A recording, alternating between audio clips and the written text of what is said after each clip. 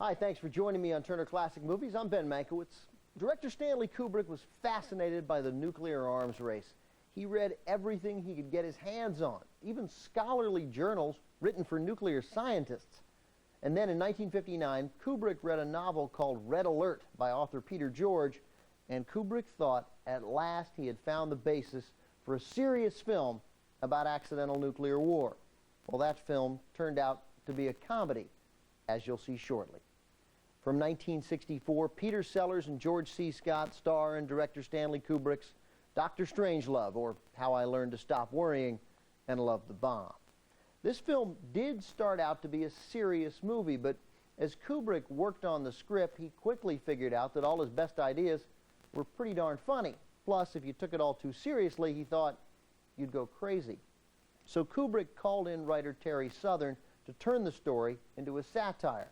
One of the first changes Southern made was the addition of the title character, Dr. Strangelove, one of 3 roles played by Peter Sellers.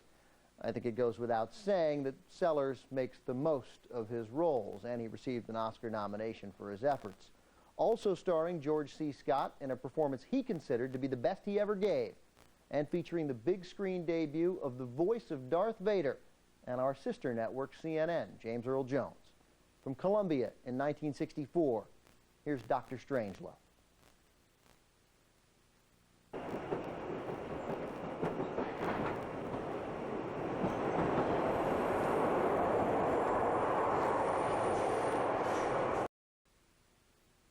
Peter Sellers was originally cast in 4 roles in the film: the title role of Dr. Strangelove, the President of the United States, Captain Lionel Mandrake, and Major T.J. King Kong, the pilot determined to drop the bomb at any cost.